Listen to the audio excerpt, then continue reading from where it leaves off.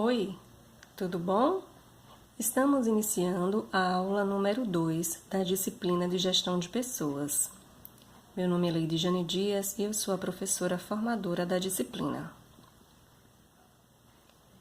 Na aula número 2, nós vamos tratar dos seguintes assuntos: recrutamento, seleção, admissão e demissão. Recrutamento e seleção. O recrutamento e a seleção são dois órgãos distintos, porém devem trabalhar alinhados, pois um depende do outro. E o que é recrutamento? Recrutar é atrair mão de obra para a organização, procurando promover um número adequado de candidatos para as posições em aberto.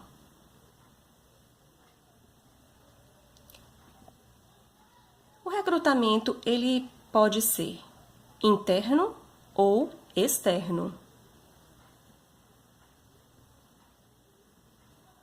Recrutamento interno é o remanejamento dos próprios funcionários da empresa para outros cargos.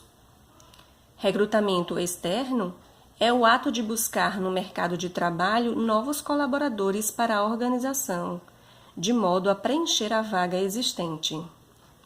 Então, o recrutamento interno busca nos próprios funcionários daquela organização os talentos para que ele possa ser aproveitado em outra função. E o externo vai buscar no mercado o funcionário com o perfil adequado para a função que está aberta. Recrutamento interno. O recrutamento interno, ele tem suas vantagens e desvantagens. Quais são as vantagens, os prós do recrutamento interno? Primeiro que a empresa aproveita os próprios funcionários. Ela motiva e encoraja os próprios funcionários, porque eles que participarão da seleção para um novo cargo. O recrutamento interno também é mais rápido e simples do que o externo. O custo é reduzido e os candidatos já são velhos conhecidos da empresa. Além disso, incentiva a permanência dos funcionários na empresa. Quais são os contras? Ponto negativo do recrutamento interno: da busca de funcionários dentro da própria empresa. Um ponto negativo é que a empresa nunca se renova, porque as pessoas são sempre as mesmas. Então, elas não entram novas ideias, experiências, expectativas. Favorece a rotina atual, isso é um ponto negativo. Nunca altera o patrimônio humano da empresa. É ideal para empresas burocráticas e mecanicistas. E a cultura organizacional não se renova. Já o recrutamento externo também tem seus prós e contras. Os prós, os pontos positivos do recrutamento externo são: renova-se a cultura organizacional, porque entra pessoas do mercado externo, pessoas novas, com outras ideias, introduz sangue novo na organização, mas talentos, habilidades, expectativas diferentes da que já existe na organização, aumenta o capital intelectual e aumenta a interação da empresa com o mercado de trabalho. Dentre os pontos negativos do recrutamento externo, nós temos: desmotiva os atuais funcionários da empresa, porque ao invés de buscar talentos na própria organização, o pessoal do setor de gestão de pessoas busca funcionários fora da organização. Reduz a fidelidade atuais, pois oferecem vagas a estranhos. Isso é um ponto negativo do recrutamento externo.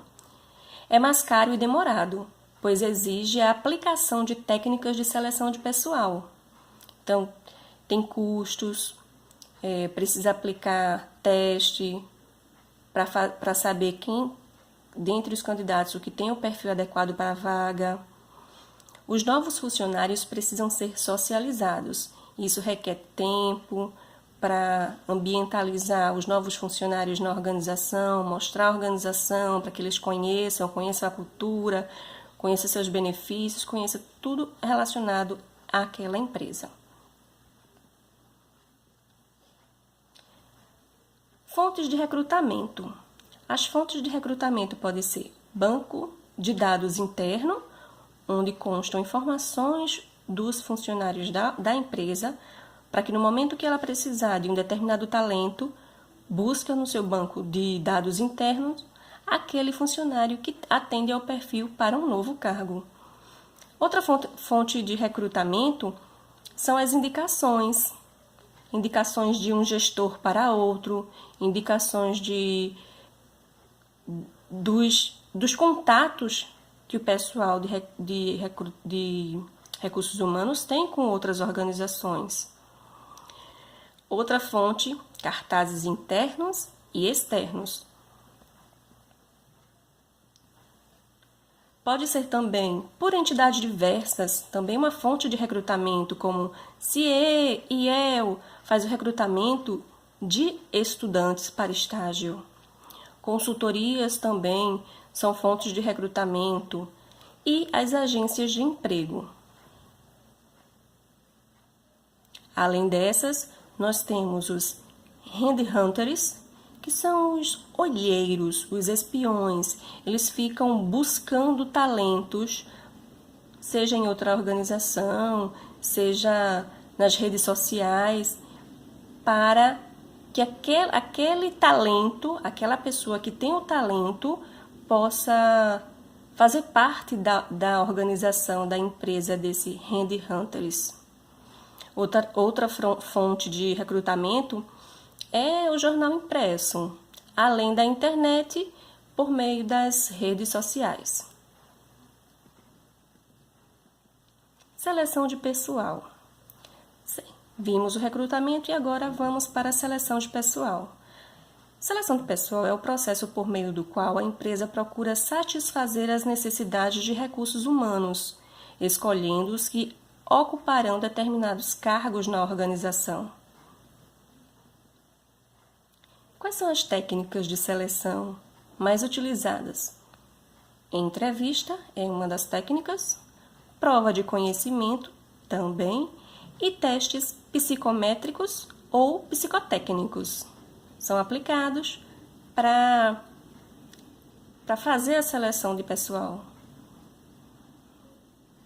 Vamos falar agora sobre um outro assunto, que é o processo de admissão.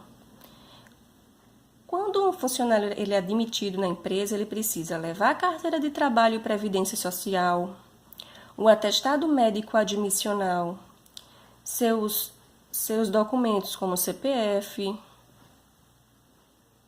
comprovante de residência, certificado de reservista, no caso para os homens, o título eleitoral e a certidão de casamento para os casados.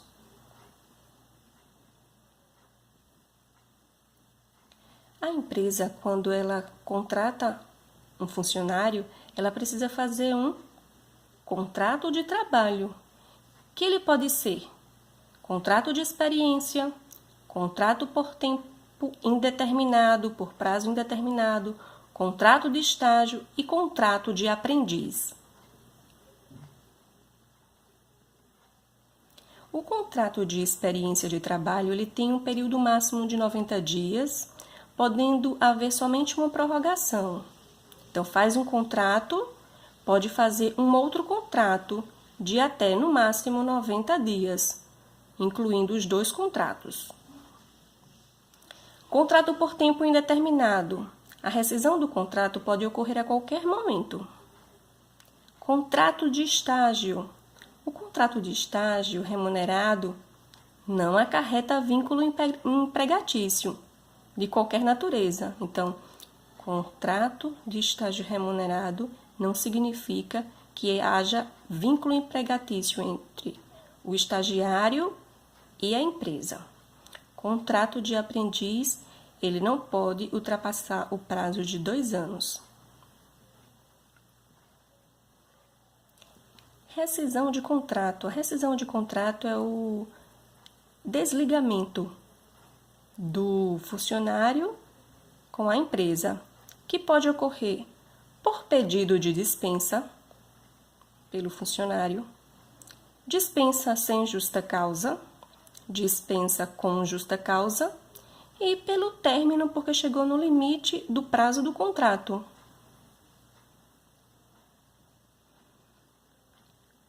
Quando existe esse vínculo entre a empresa e o funcionário e uma das partes quer romper com essa ligação, existe uma coisa chamada aviso prévio, que é a comunicação antecipada do fim das relações de trabalho feita por uma das partes, seja o empregado ou seja o empregador.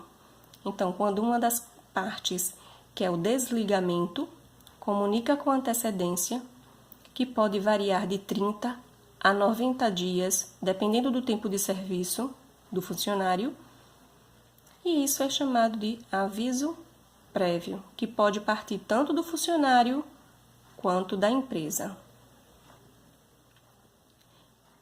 Eu deixo essa frase aqui para você refletir. Sorte é o que acontece quando a preparação encontra a oportunidade. Beecher. Obrigada e até a próxima aula. Um abraço. Tchau.